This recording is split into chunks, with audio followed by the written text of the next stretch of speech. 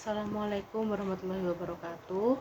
Perkenalkan, nama saya Mutiara Sati Zakiah, NIM 21612133. Kali ini saya akan menjelaskan mengenai modernisme Islam, neomodernisme Islam, tradisionalisme, dan post-tradisionalisme. Yang pertama, modernisme Islam. Modernisme Islam muncul di abad 18 hingga 19 sebagai respon terhadap kolonialisme dan modernisme Barat, menekankan pada rasionalisme, ittijah, dan interpretasi intelektual teks-teks Islam, bertujuan untuk mereformasi Islam dan membuatnya kompatibel dengan dunia modern. Contoh aplikatifnya, yang pertama, pembentukan sekolah dan universitas modern dengan kurikulum Islam, penerjemahan Al-Quran ke dalam bahasa lokal, pengembangan pemikiran fikih kontemporer untuk menjawab isu-isu modern. Yang kedua, neomodernisme Islam merupakan kelanjutan dari modernisme Islam muncul di abad 20-an, menekankan pada dialog antar agama, pluralisme, dan hak asasi manusia. Melihat Islam sebagai sumber nilai-nilai universal yang dapat berkontribusi pada peradaban global.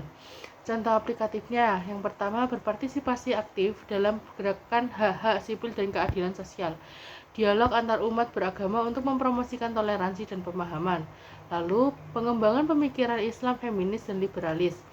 Lalu selanjutnya ada tradisionalisme, yang mengacu pada pemahaman Islam yang berpegang teguh pada tradisi dan otoritas ulama tertentu, menekankan pada literalitas teks-teks Islam dan mengikuti mazhab tertentu, menolak modernisasi dan perubahan yang dianggap bertentangan dengan ajaran Islam klasik. Contoh aplikatifnya, yang pertama, penerapan hukum Islam tradisional seperti poligami dan rajam. Yang kedua, penolakan terhadap budaya dan pemikiran Barat yang dianggap tidak Islami. Lalu, penekanan pada pendidikan agama tradisional di sekolah dan masjid.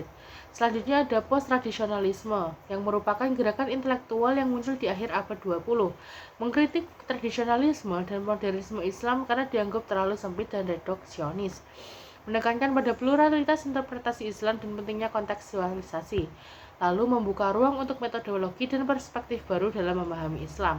Contoh aplikatifnya, penggunaan hermeneutika dan dekonstruksi untuk menafsirkan teks-teks Islami.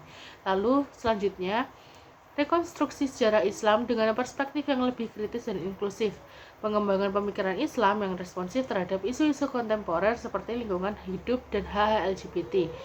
Penting dicatat bahwa kategori-kategori ini tidak selalu kaku dan ada banyak tumpang tindih di antara mereka.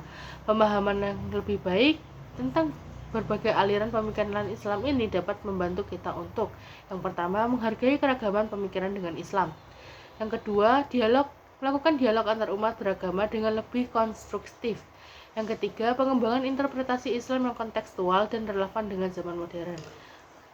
Demikian dari saya. Wassalamualaikum warahmatullahi wabarakatuh.